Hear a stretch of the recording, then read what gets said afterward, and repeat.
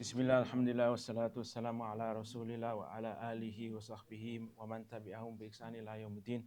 Allahumma la sahla illa ma ja'altu sahla wa anta taj'al hazna idha shi'ta sahla. Assalamu alaikum wa rahmatullahi wa barakatuh. All praise is due to Allah subhanahu wa ta'ala, Lord of the heavens and earth. Peace and salutations be upon Prophet Muhammad sallallahu alaihi wasallam and all those who call and adhere to his sunnah and to his guidance until the end of time. So the book that we are doing, for those that are in attendance, we always remind the brothers with regards to the title of the book is Al-Wasiyatu Sughra, entitled The Small Bequest or the Concise Advice, upon the request of al-Qaasim as-Sabtee, al-Maghribee. He asked Ibn Taymiyyah to write to him or advise him with four particular advices. One is what is beneficial, or guide me to that which is beneficial in this life and hereafter. The second is guide me to that which is, or guide me to the best deed which I can do after the obligatory deed. The third is guide me to a skill or an avenue whereby I can accrue sustenance and wealth. And the last one is guide me to a book, particularly in the science of hadeeth and other relating sciences. So we completed the first particular segment, the sharh or the explanation of ittaqillah haythuma kunt, the advice that the Prophet gave to Mu'adh, fear Allah wherever you are, and follow up a bad deed with a good deed, for verily the good deed wipes out the bad deed, and treat people in a kindly and goodly manner. So we finished that segment in the few weeks before.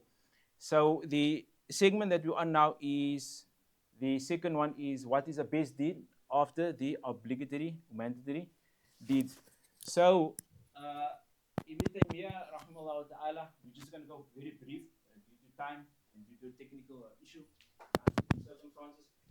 So Ibn Taymiyyah rahimahullah ta'ala responded to the Prophet we don't have we get a response in everybody the exact particular or generic one for each individual.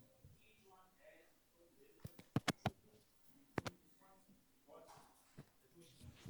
so we made mention of the hadith of the wali, man adali waliyan faqad adantu biharb, shows animosity towards a friend of mine, then Allah subhanahu declares war on that person. We also mentioned that with regards to embarking on a deed or a righteous deed, apart from the two inherent things that every Muslim must abide by, the two inherent things before you indulge in any action is having sincerity for Allah subhanahu wa ta'ala alone, seeking His face, and upon the blueprints of guidance of the Prophet sallallahu alaihi wasallam. That is the two inherent particular characteristics that the one or the believer should embark on before they indulge in any action. So we see, apart from that, apart from these two characteristics, the scholars have basically demarcated four affairs with regards to an action. One, to know the virtue, the value of something, is the Prophet ﷺ did that, like salah. Himself has mentioned that the best salah after the obligatory salah is the night salah. That's the first one. The second one is the ability of the servant to uphold that particular deed. And we made mention of the companions, radiallahu anhum ajmain, Abdul ibn Amr, radiallahu anhu. We told the Prophet ﷺ, and he had a dialogue where himself said, I hear you fast anaka tasum fi dahr wa takumul layl. Do not do that. Do not indulge in too much fasting. And then himself said, La sama man sama al abdu dahru, that it's not permitted for you to fast entirely, right? It's not befitting for someone to fast incessantly. And himself gave him a concession by fasting 3 days in every month. Sama thalathatu ayyam fi kulli shahr, because 3 days is equivalent to 30. Al-asharatu bi amthaliha, 30 times 10 is 300, and then times 12 is 360. So the Prophet ﷺ gave him this advice. At the end of the hadith, or the end of the particular narration, he says, oh, I wish that I could take the concession of the Prophet ﷺ. Why? Because He wanted to do more. He said 7, then 9, then 11. Hakada, likewise. And then the Prophet ﷺ rebuked him. And then also the narration of Abu Abu Darda, where Salman Al-Farsi approached him and told him, uh, I see that your lifestyle, basically, you engross in too much of ubudiyah, servitude to Allah subhanahu wa ta'ala. And then he asked Abu Darda's wife, like Mahal, why is your condition like it? Why in shabby clothes? And he advised Abu Darda, fast, break your fast, uh, stand up at night and pray. Do not do too much indulgence of worship. And then Salman, informed the Prophet ﷺ of his interaction in his household. And then the Prophet ﷺ told Abu Dhar that Salman is correct because inna alayka haqqa, really Allah has a right of you, wa zawjutuka alayka haqqa, your wife has a right upon you, and wa jasaduka alayka haqqa, your body also has a right over you. We also made mention with regards to um, the wife of the Prophet ﷺ, Zainab, whereby she was performing abundance of prayer. And then when he came in the masjid, he saw a rope and he asked, like, Mother, what is this? Himself said that they should remove that rope because there's no standing in prayer with slumber and fatigue. So he rebuked her for that as well. So this gives us indication that your deeds should be upon moderation. Your deeds must be upon moderation. That's why himself said in the hadith, Inna hada deen yusr. Very this deen is easy. Lan yushaddu dina ahadun illa ghalabatu. That no one overburdens himself with his religion except that he is overpowered or overburdens himself with this, meaning he cannot uphold that which he set out for. And the Nabi Sallallahu continuing the hadith, he says, فَإِنَّهُ لَا يَدْخُلُ الْجَنَّةَ أَحَدًا بِعَمَلِهِ. No one will enter paradise by his deeds. See, no one will enter paradise by his deeds. Then I asked him, Sallallahu Alaihi Wasallam, Ya Rasulullah, wala ant, even you, he said, wala ana, even I, illa ayyataghammadina Allahu bi rahmatihi, except that Allah subhanahu wa ta'ala enshrouds me with his mercy. And then himself continued, he says, wa'lamu, no, inna habba a'mal ila Allah ta'ala, very the most beloved deeds to Allah subhanahu wa ta'ala is adwamuha wa in that you are consistent upon that deeds, even if it be a little. And we also set down the particular blueprint in the path of knowledge. We said the statement of Abdullah ibn Mas'ud, where he says, Al-Iqtisad fi sunnah, Iqtisad fi sunnah khair min ijtihad fi bid'ah. That you are moderate, consistent, diligent upon the sunnah. Little is better than you exerting yourself in innovation. You exerting yourself in innovation. The end of the hadith of Abdullah ibn Amr radiallahu anhu. It's a very, there's 5 different variations of the wording. In that hadith, at the very end of the hadith, Imam Sallallahu Alaihi Wasallam said, and he gave his conclusion with regards to this, and we can use this as a blueprint. Imam Sallallahu Alaihi Wasallam said, Inna likulli amalin shirra. Verily, every action has a optimum period of vitality and vigor. Inna likulli amalin shirra. Walikulli shirratin fatara. And every period of zeal and zest has a decline and fade. It's a relapse. فَمَنْ كَانَ فَتْرَتُهُ إِلَى السُنَّةِ فَقَدْ اهْتَدَى. Whoever's decline is on a sunnah, on my guidance, then he will be guided. وَمَنْ كَانَ إِلَى غَيْرِ ذَلِكَ فَقَدْ هَلَكَ. Whoever's decline is upon other than my sunnah, then he is misguided. Himself said that. In response to who? In response to Abdullah ibn Amr. Why? Because he wanted to do more. Himself said, no, don't do this. And he insisted to do that. Again, he said, no, I can do more. At the end, he said, alas, how I wish I could have adhered to the guidance of the Prophet sallallahu alaihi wasallam. So another hadith also in relation to this, a woman entered upon the Prophet sallallahu alaihi wasallam and Aisha was in the presence.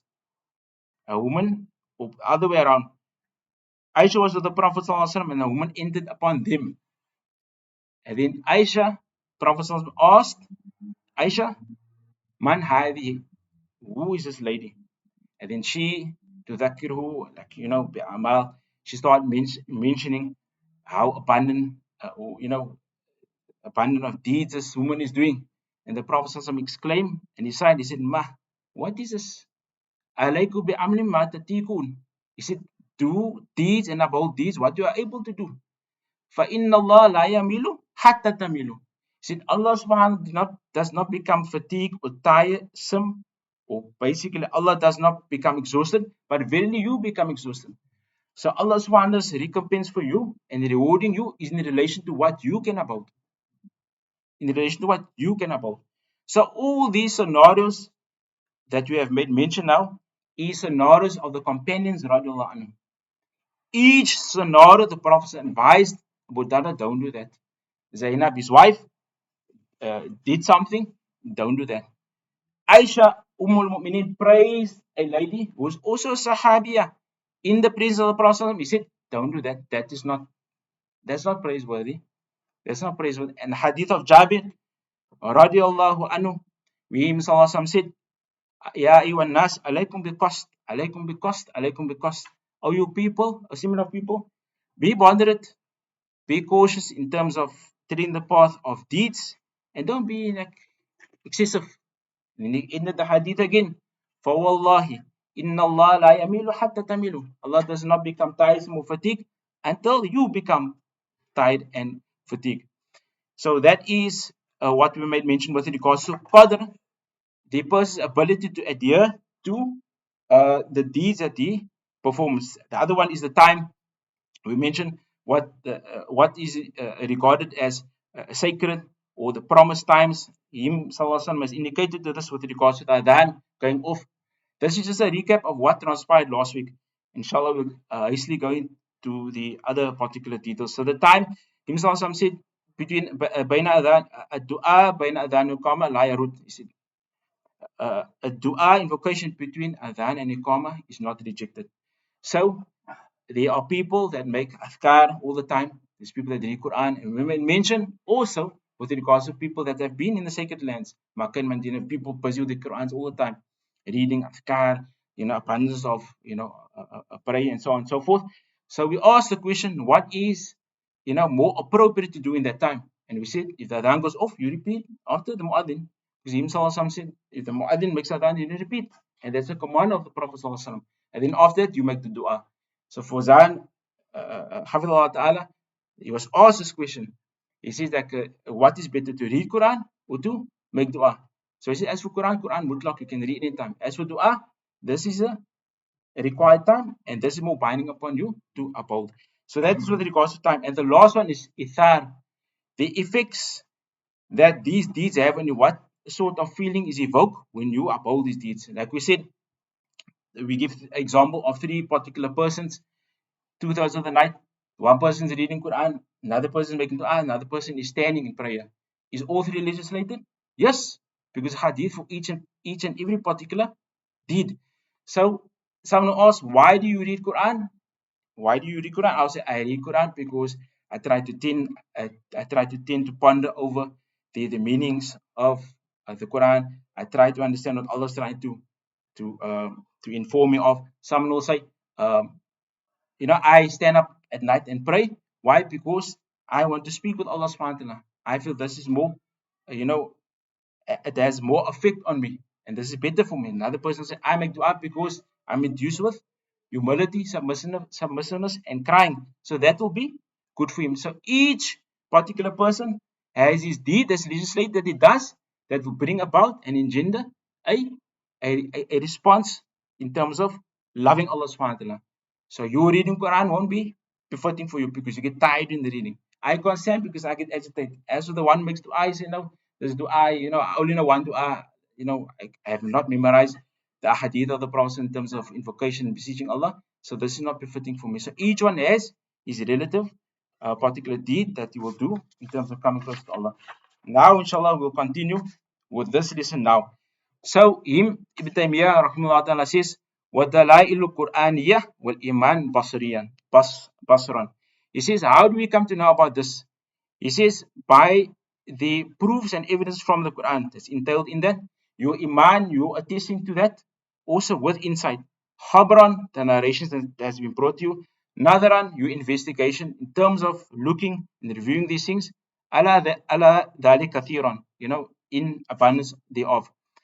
وأقول ذلك أن يلازم العبد أذكار مأثورة أن معلم الخير. He says وأقول ذلك, that the person is attached to the legislated, recommended and prescribed adhkar in its relative place.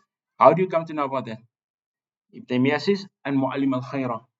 Imam Sallallahu Alaihi Wasallam has taught you that, right? Wa imamul muttaqin. So, Imam Sallallahu Alaihi Wasallam, so we made mention last week, and Ibn Taymiyyah uses ayah, with regards to good character and what you need to ennoble yourself with and adorn yourself with. So we say we use the same ayah, but use the latter part of the ayah. We use the latter part of the ayah. And that ayah is, لَقَدْ كَانَ لَكُمْ فِي رَسُولِ اللَّهِ أُسْوَةٌ حَسَنَةٌ لِمَنْ كَانَ يَرْجُو اللَّهَ وَالْيَوْمَ الْآخِرِ. Yearns and long for Allah and the last day. وَذَكَرَ اللَّهَ كَثِيرًا.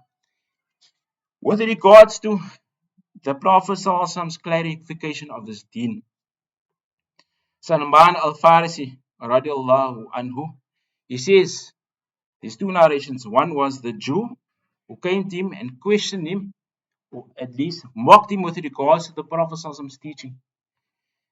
And the other is from the disbelievers, the mushrikeen. So Salman al-Farisi is given a depiction, he's saying, قَالَ لَنَا الْمُشْرِكِينَ. He said, the mushrikeen has informed us, إِنِّي رَأَى صَاحِبَكُمْ. Really, we see your companion. Really, we see your companion, Imam sallallahu alayhi wasallam. يُعَلِّمُكُمْ حَتَّى يُعَلِّمَكُمْ خِيرًا. He teaches you everything, even those things that are discreet and trivial, like relieving oneself. And he, Salman al-Farisi, said, قَدْ أَجَلْ. I affirm with surety. That's what he sallallahu did. This is what he conveyed, and this is what he has imparted towards us. And then he says, وَأَنَّهُ صَلَّى اللَّهُ عَلَيْهِ وسلم نَهَانَا أَنْ يَسْتَنْجِيَ أَحَدُنَا بِيَمِينِهِ. That him sallallahu forbade us from relieving ourselves with our right hand. وَيَسْتَقْبِلُ الْقِبْلَةِ. That we face the Qibla when relieving ourselves. Now in the time of the Prophet sallallahu, there was open land, like open land, not like in today's time, everything is erected, everything is like demarcated and stuff like that, built up structure. So he says, أو يستقبل القبلة, the Prophet forbade that. وَنَهَانَا عَنْ رَوْثِ وَالْإِذَمَةِ. He himself has forbade us from relieving ourselves with dung, droppings of animals, bone. Prophet forbade him from that. وَيَسْتَنْجِيَ أَحَدُكُمْ دُونَ ثَلَاثِ أَحْجَارٍ. And him sallallahu has forbade us and prohibited us from using less than 3 stones. Every book you can be of what denomination, you say Islam, you're the people of innovation, of crookedness, or Pakida. Every single book that you learn in madrasa, irrespective of what level, intermediate, advanced, every chapter begins with Tahara. And this chapter will come in every single book. And what the scholars deduce from this is that him sallallahu has clarified everything, even the more subtle, trivial things that we deem as trivial, every single thing is clarified. Abu Dar radiallahu anhu, he gives the clarification and he makes mention the Prophet sallallahu lofty stature. He says, مع الطائرة يحرك جناحي في السماء إلا وقد ذكرنا منه علما. He says, there's not a bird in the sky that flaps his wing, except him sallallahu has gave us knowledge in relation to it. The Prophet sallallahu has gave us knowledge relating to it. Every single thing he has clarified. That's why Allah subhanahu wa ta'ala says, we have revealed the Quran to you. The ayah slipped my mind. وَأَنزَلْنَا إِلَيْكَ ذِكْرَ لِتُبَيِّنَ لِلنَّاسِ مَا نُزِلَ إِلَيْهِمْ. And we have sent the Quran as a reminder to you, so you can clarify to them what is entailed in this. The injunctions, what is lawful from unlawful, what's the commands, what's the prohibitions. That is the function of the Prophet ﷺ. And him ﷺ, in his own testimony, he says, مَا بَقِيَ مِنْ شَيْءٍ. He said, what is left? مَا بَقِيَ مِنْ شَيْءٍ يَتَقَرَّبُ مِنَ الْجَنَّةِ, that I have facilitated and indicated to you with regards to your admittance in paradise. وَيُبَعِدُ مِنَ النَّارِ, and saving yourself, delivering yourself from the torment of the hellfire. إِلَّا وَقَدْ بُيِّنَ لَكُمْ, except that I have clarified these things to you. Someone can't come in today's time with the innovations in the belief, in the creed, in the character, except that we will identify that's not from the deen of Allah subhanahu wa ta'ala. I'll repeat that. No person can introduce a novelty, something new into the deen, whether it's belief, whether it's mu'amalat, in the actions, your character that you adopted, whether it's your treading the path in terms of ritual deeds, except that we will know and we will be acquainted that that is not part of the sunnah of the Prophet sallallahu alaihi wasallam. The Mia continues, he says, Al-Athkar mu'aqqatatun fil awwaliha wal nahariha wa akhirihi. He says, with regards to the legislated Athkar that a person should make mention of at the beginning of the day and the end of the day, wa inda akhdi muttaji', and also when he takes uh, time to recline to sleeping.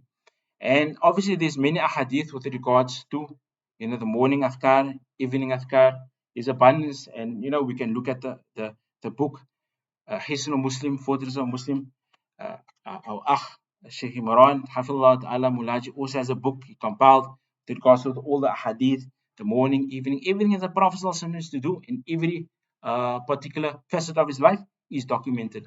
No religion has a formality and a methodology like this. No religion except Al-Islam.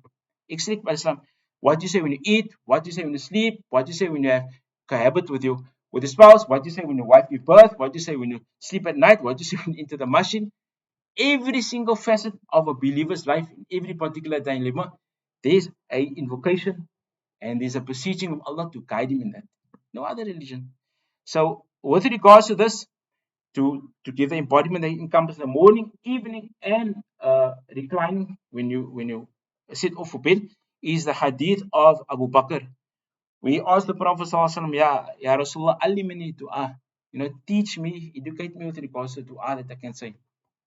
And حينما أصبح حينما أمسى, and then Prophet ﷺ said, we said the Prophet ﷺ also at the time of going to sleep, the hadith of Allahumma fatir as-samawati wal-ard, alimul ghaibi wash-shahada, rabba kulli shay'in wa maliku, la ilaha illa ant, wa a'udhu bika min sharri min nafsihi wa shirkihi, wa in iqtarafa ala nafsihi su aw wajaru ala muslim.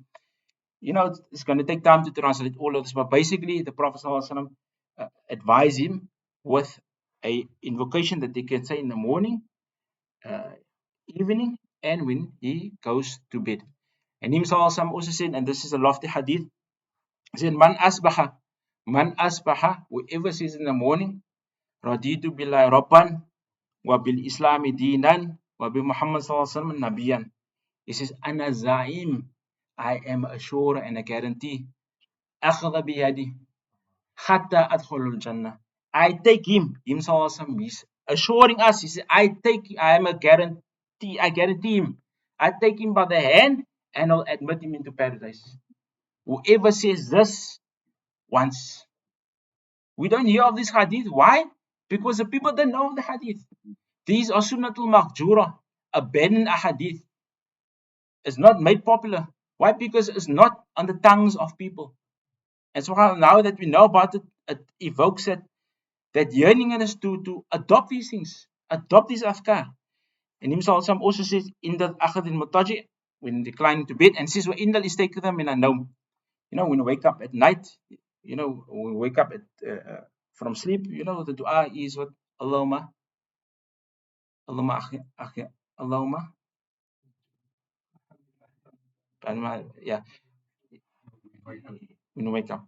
So there's a dua for that also. Wa adbaru salawat, the ending before the termination of salah, not before the assalamu alaikum wa rahmatullah, that last part there. And we know the hadith of Mu'adh ibn Jabal, where the Prophet ﷺ informed him, said, Mu'adh, I love you, and do not forsake or forgo this dua. Allahumma inni ala dhikrika wa shukrika wa husni ibadatik. Say that dua. And there is abundant of other hadith. So the Prophet asked one Sahabi, he says, Kayfa taqul? He said, Kayfa taqul fi salah? He says, what do you say in your prayer? And he's referring to this, to Bura Salah. Not after the Salah. This is the period before the termination of Salah. And then the Sahabi responded, he says, Tashahhadu. He says, I declare, the at-Tahiyatu lillah wa salatu ila akhiri. And then he says, Wa aqulu, Allahumma inna salaka al-Jannah. I ask Allah subhanahu wa ta'ala of Jannah. Wa a'udhu bika min an-nar. I implore Allah subhanahu wa ta'ala for refuge in the hellfire. And then he says, Wa innama la uksinu ma dandanatuka wa dandanatuhu mu'ath. And he says to the Prophet sallallahu alaihi wasallam, I do not know what emanates from you. Hadith in Sahih Abu Dawud. I do not know what emanates from you. And I also do not know what emanates from Mu'ath. I don't know your invocations. I don't know what you beseech Allah with. He's telling the Prophet ﷺ this. Prophet asked him, what do you say in Salah? And he's saying, I do this. I make the tashahud. I implore Allah for Jannah. I seek refuge in Allah from the hellfire. So the Prophet ﷺ told him, he's not asking, he's inquiring. I don't know what invocation you do. So the Prophet ﷺ told him, Nudandinu hawlaha. Our invocations revolve around this. Our invocations revolve around this. Seeking Allah's aid, asking Allah for paradise, seeking refuge in Allah from the torment of the hellfire. That's why many hadith that regards Allahumma inni a'udhu bika min adhab al-qabr wa adhab jahannam wa fitnatil mahya wa mat. All of these things, I seek refuge in you from the hellfire, from trials and tribulations of the grave, trials and tribulations of life after death, all these particular things. And then أذكار المقيدة مثل ما يقول عند الأكل. With regards to the stipulated أذكار that you say at the time of eating and drinking. So eating and drinking is interlaced, is considered one particular form of ritual. And Him Sallallahu said, Alhamdulillah alladhi ata'amana hadha wa razaqtana min ghayri khawli minni wa la quwwata. He says, all praise to Allah subhanahu wa ta'ala that has bestowed upon us this. Without Allah's help and aid, we wouldn't be able to, eat or have the ability to eat. So himself said, whoever says this, قَدْ غَفِرَ اللَّهُ قَدْ غُفِرَ اللَّهُ مَا تَقَدَّمَ مِنْ ذَنْبِهِ. Whoever says this, then Allah forgives all his past sins and his future sins. But the scholars say there's a particular clause that they say it's all the minor sins. The major sins, you need to seek Allah's forgiveness and sincere repentance for them. Another hadith, Sunnatul Mahjura. Be attentive, Nabu brothers. Sunnatul Mahjura. Here's it coming. Prophet ﷺ said, At-Taim al-Shakir, the one who eats and is grateful. Bi manzila as-Saim as-Sabir. The one who eats. See, the people, I don't know if the people are acquainted with this hadith or it's the first time, it sounds like foreign, unknown.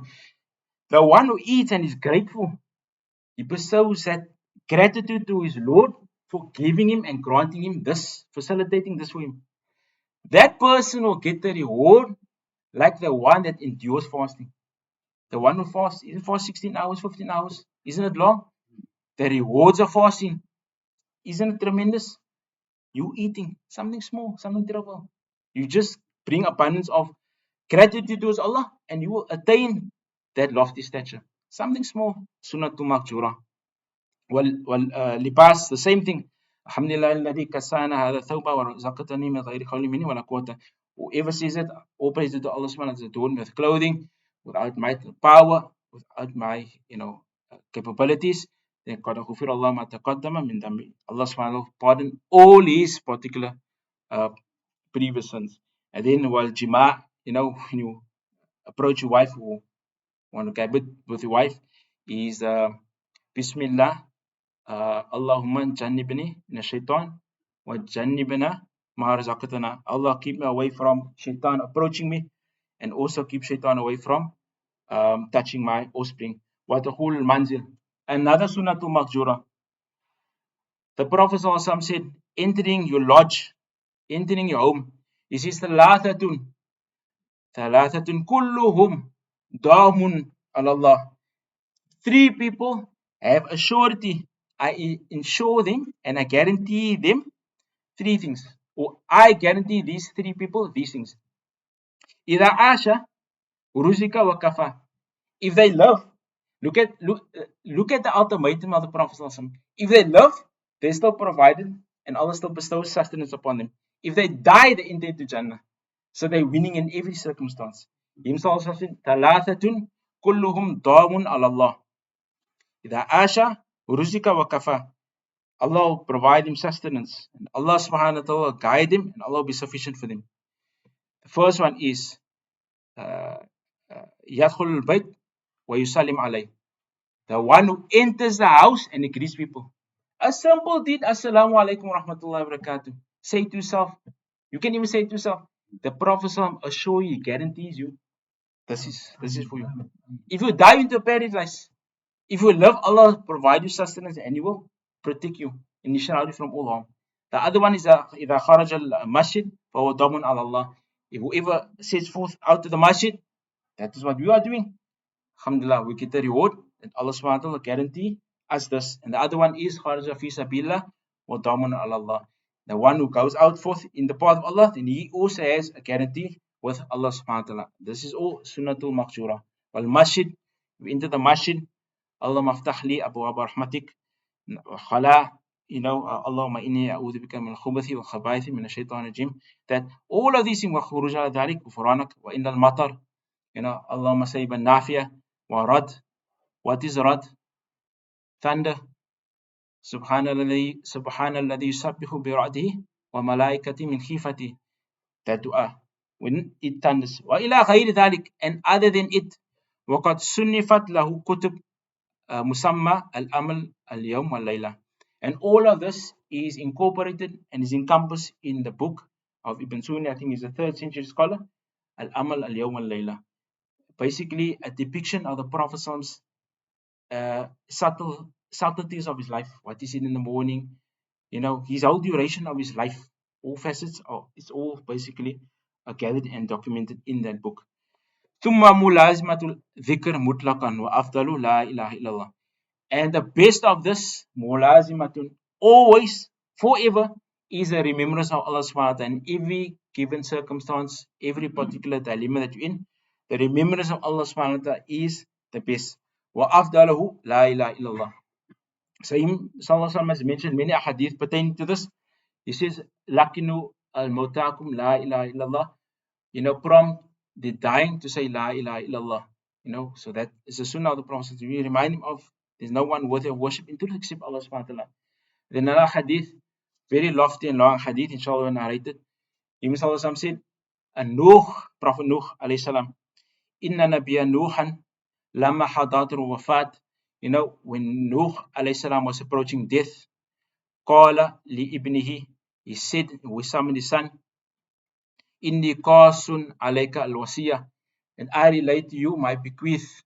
Right? I relate to you my bequeath. Amaruka bi ithnain wa anhaka anil ithnain.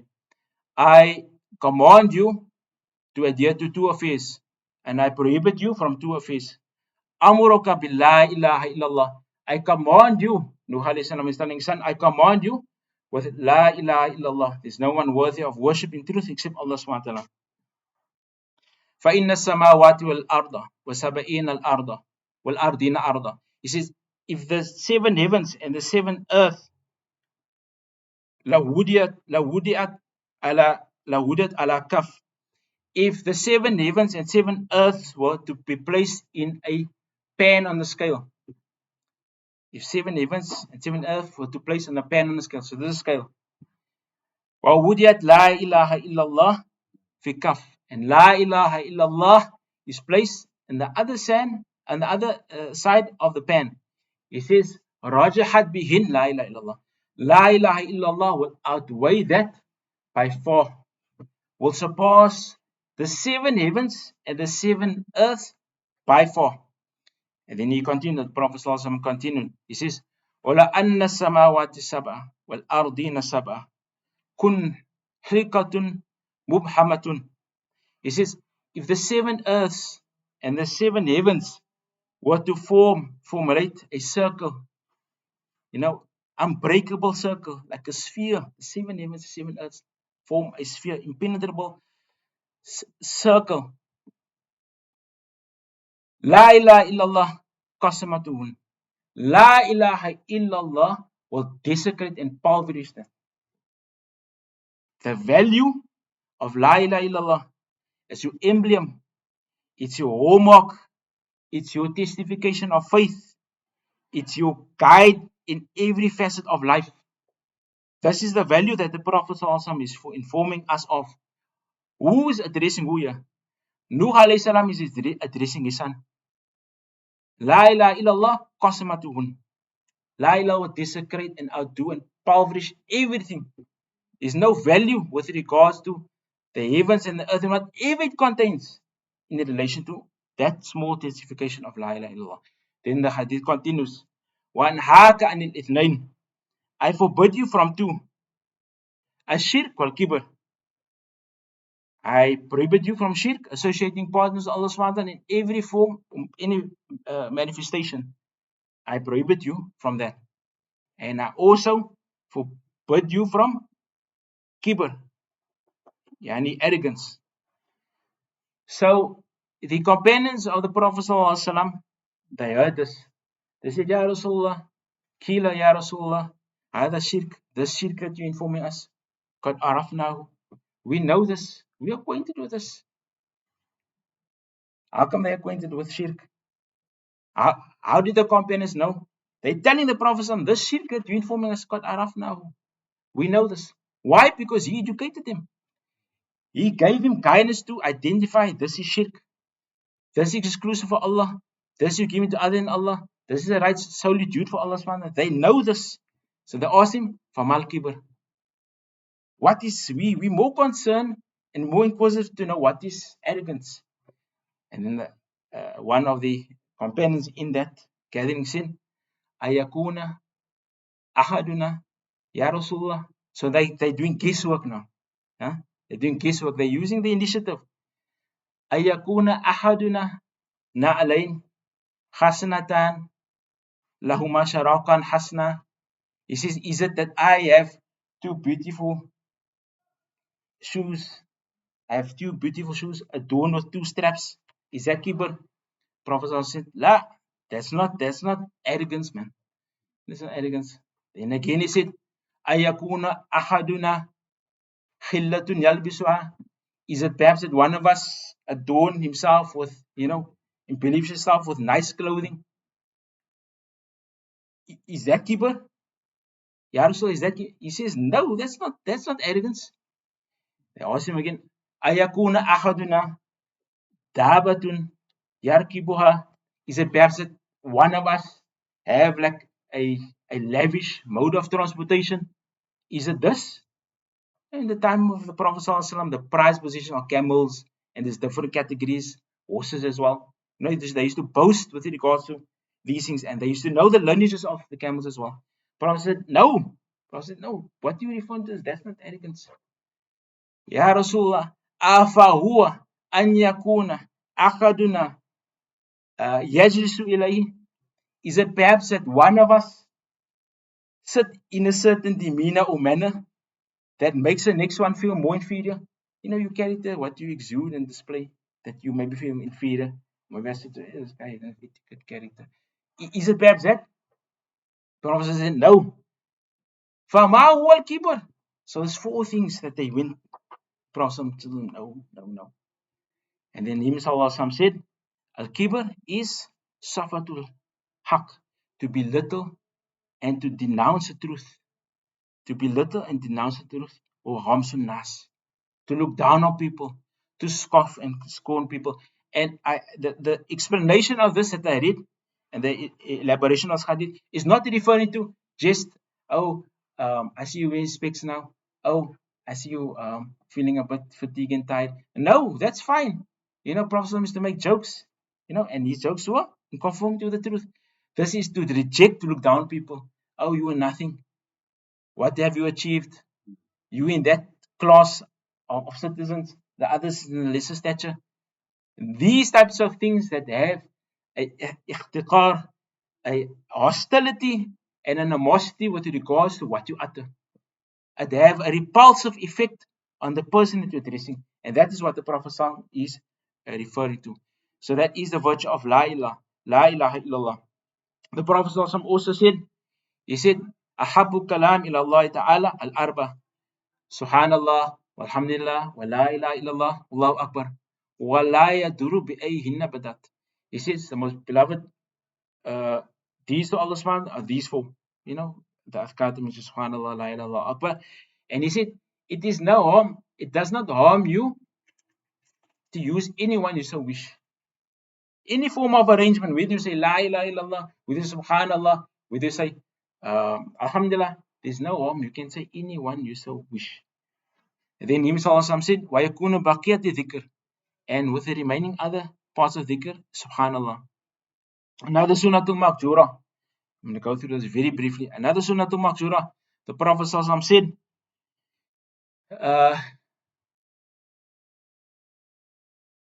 he said with regards to Subhanallah, declaring Allah subhanahu wa ta'ala free from every blemish and every deficiency. He says, whoever man halahu, he says, man halahu laylu and yukabiduhu. Whoever is too tired and and is not able to endure the night prayer. Whoever is too tired, man halahu laylu and yukabiduhu, aw bi bukhli bi mali ay yunfikahu, and that he is too miser to spend that which Allah subhanahu wa ta'ala has a portion for him. أو جبنا أن عدوا أن يقاتله, that he is too fearful and is too coward to encounter the enemy. فليقول, فليكثر, then he must say in abundance, Subhanallah wa bihamdi. Subhanallah wa bihamdi. فإنها, this statement, this clause, أحب إلى الله تعالى من جبل الذهب. This is more beloved to Allah subhanahu wa ta'ala than a mountain of gold. يُنْفِقُهُ فِي سَبِيلِ اللَّهِ عَزَّ وَجَلَّ. This is better, this phrase is better than a mountain of gold that you spend in the path of Allah subhanahu wa ta'ala. This is the value of just subhanallah. And Nabi Sallallahu Alaihi Wasallam said also with regards to subhanallah, the virtues of it. He asked and addressed the companions, he says, أَيُؤْجَزُ أَحَدُكُمْ أَنْ يَكْسُبُ أَنْ يَكْسُبُ أيوة كُلُّ يَوْمٍ أَلْفَ حَسَنَاتٍ. He says, who of you are incapable? Is any of you rendered incapable or debilitated that you cannot acquire 1,000 deeds? That you cannot acquire 1,000 deeds? And this like evoke, the senses of the companions. They wanted to know, Ya Rasulullah, how do I acquire 1,000 deeds in a day? Prophet Sallallahu Alaihi Wasallam said, Yusbihullah miyata tasbihan yuktab lahu al-hasanat. He says, you say Subhanallah 100 times. Allah subhanahu wa ta'ala will write and record for you 1,000 deeds. Allah subhanahu wa ta'ala will remit 1,000 misdeeds from you.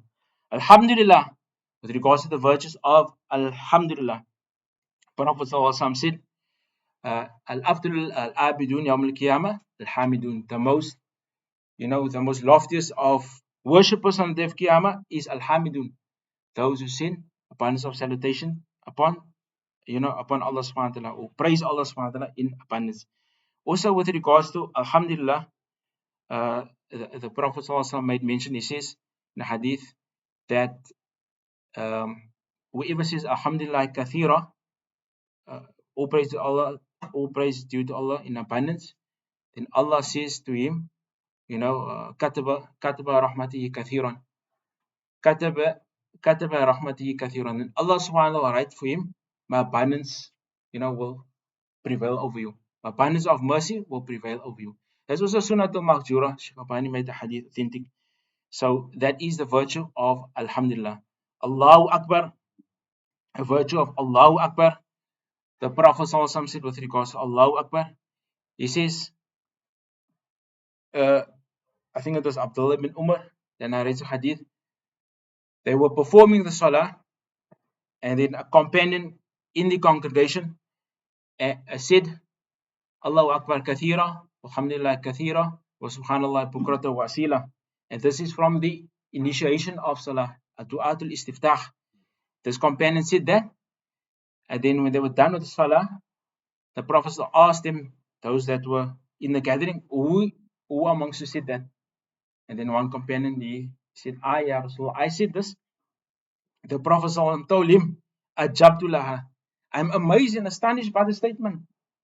I'm amazed and astonished by the statement. Futihat laha abwaab sama. That the heavens have opened with regards to it. The heavens have opened with regards to this. In another hadith with the Prophet the same particular incident that occurred, and he asked, he says, Ana unduru hatta tusiri la sama. I am looking at this clause and statement that this person has uttered as if it is ascending to the heavens. Statement of Allahu Akbar kathira, alhamdulillah, Allahu Akbar kabira, alhamdulillah kathira, subhanallah, bukrata wasila. There's also sunnatul maqjura. The people of innovation can't come and say, look there, this companion said this. Isn't that something that's newly introduced? We say, no, don't keep you stupid. Don't keep you foolish.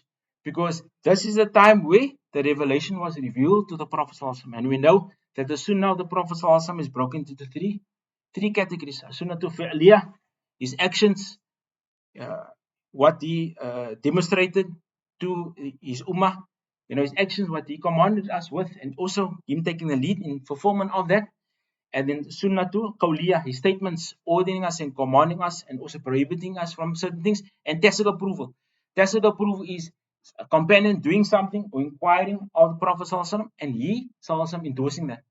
And these are all embodied in the revelation of the Prophet ﷺ. So someone can't come and say, we do this because that hadith means, like we say, no, you've taken something that's legislated in its relative place and you have misconstrued it and you misplaced it.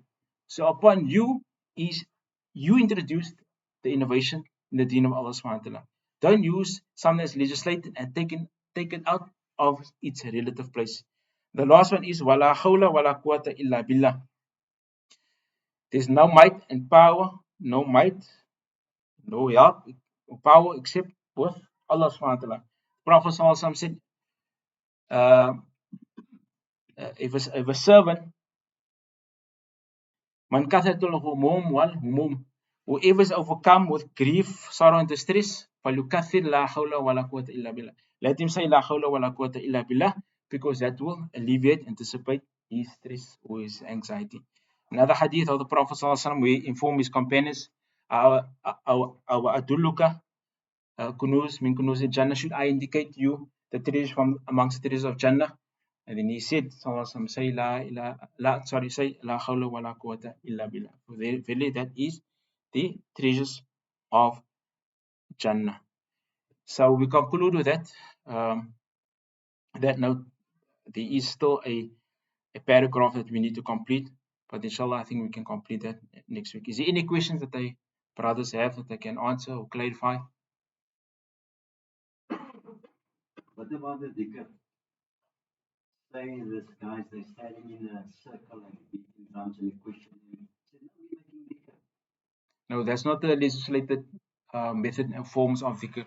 Anything, like we said at the onset of the talk, anything that you wish to embark on or indulge in, you must ask yourself, is this something that Allah has commanded with? Is this something that the Prophet has ordered with?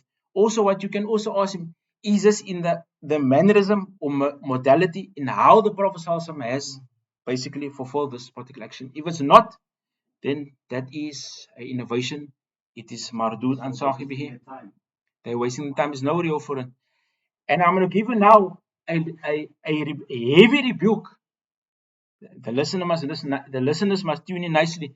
A heavy rebuke when the companion was in the presence of the Prophet ﷺ, and the Prophet ﷺ has demonstrated to him and gave him a tutorial in terms of how to make salah. The hadith of the one who prayed badly, Shaykh Albani documented a whole book on this. Sallu kama ra'aytumuni usalli. And the entire book is elaboration of that. The companion, radiallahu anhu, came to the Prophet ﷺ, and the Prophet ﷺ gave him a tutorial explaining to him how to perform salah, every posture, what he should say therein, how, and demonstrate the tutorial, teaching the one of the fundamentals of this deen. And he came, and the Prophet ﷺ said, I prayed. Huh? He said, I prayed. So what did the Prophet tell him? Irji fa innaka lam tusalli. Now I asked the question. Isn't that companion sincere? Ya Rasulullah, I am sincere in what I'm doing. I'm trying to fulfill, I'm seeking Allah's face. You're giving me guidance. I'm doing that what you're telling me.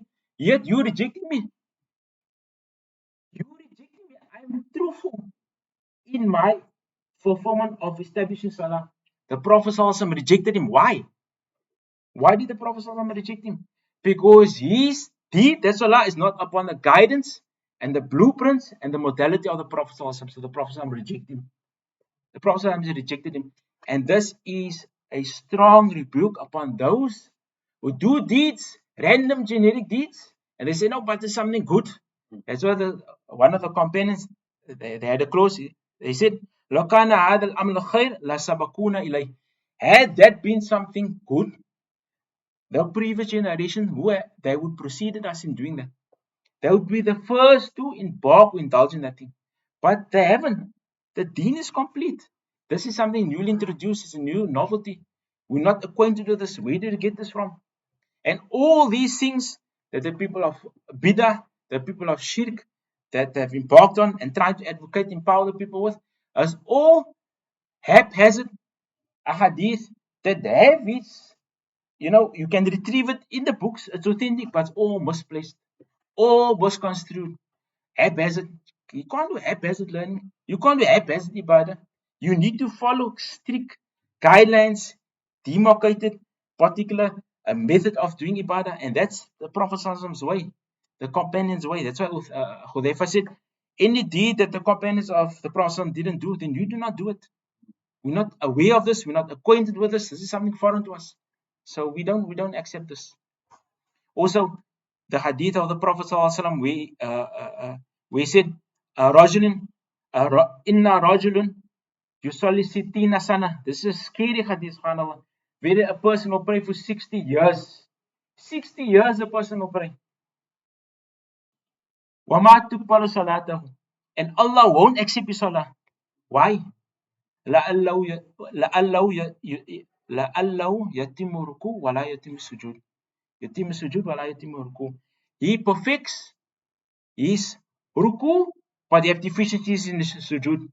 Then he perfects his upright with his sujood, but then has deficiencies in his ruku. The Prophet ﷺ forewarned this person. 60 years he's making salah. 60 years he's making salah. And in his mind is, I'm doing something good. Alhamdulillah, I'm every day in the masjid. I try to be sincere. I try to have humility. I try to be submissive. My mind doesn't dwindle, seeking Allah's face. But your posture is not in the posture of the Prophet ﷺ. Your guidance in terms of the pattern and formality is not upon his blueprint. So, be careful with regards to doing a deed and emulating the Prophet ﷺ in that deed. And that's why he says, Saddidu wa qaribu. Be firm, be diligent. Wa qaribu. Qaribu is try your best to emulate him. Try your best. Try your best fulfillment of that. So that's my answer to Uncle Muhammad. Any other questions?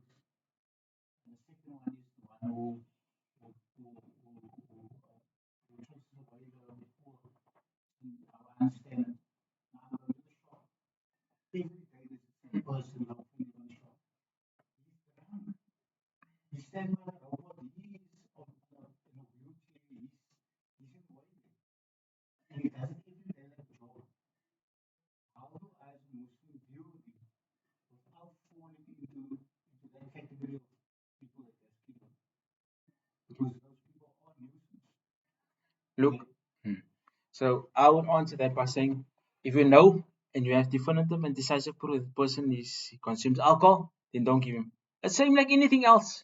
You know the person smoke, you won't give money for smoking. That's his own doings. That's his own destruction. But if you want to give with the intent of just giving, then it's fine. And why I say it's fine, because I don't know if you know the hadith where the person he gave money to a prostitute, and then he was asked, like, why did you give money to a prostitute? So he said, I gave money to the prostitute so they can deter her from indulging in haram. Came across it. Why do you give money to the one who steals? So that money can curb him from indulging in stealing. The hadith in Sahih Bukhari. So your intent is good, and when you do that, you try to enable the person maybe to better himself. So I can tell you that you can have a pure intention and give, and just make dua for someone that Allah SWT can better them. As for looking down on people, right? Uh, there's a difference. These things you need to use on a base to a day to day, and with regards to person. Every person has a different ruling, Rusty. Some person he does is maybe ignorant. Persons maybe he's from the common folk laity of people. If I'm gonna quote him hadith, ayat, you won't know. But if I address this leaders in today's time, this is ayat, this is the verse, this is a hadith attached to that, this is the usul of fiqh, this is the rules and regulations, this is general, this is specific. Him I can address. He's gonna counter argument me, and I'm telling him, but this incorrect from your own books, this, that, and other, and he still rejects me. Then I say, no, then you're a person of arrogance. You see, that's a different domain. But you come and advise, and that is just general nasiha. Like, for instance, like a child sends you a shot, and I don't do the shot. But when I walk away, I feel bad, the child will be angry. But by giving the child, I feel like I'm teaching the child, looking, the child is in a new school, is he not in school? So he's busy working. To make things much easier I'm keeping him out of school. to have a pure heart, just give, man. If you have, Allah subhanahu wa ta'ala with wealth, give. Yeah, Wallahi, just. I mean, I look at this, I don't look at what the person has, I don't think about what is going to my money. Even though I know I see him every day, like for the sake of Allah,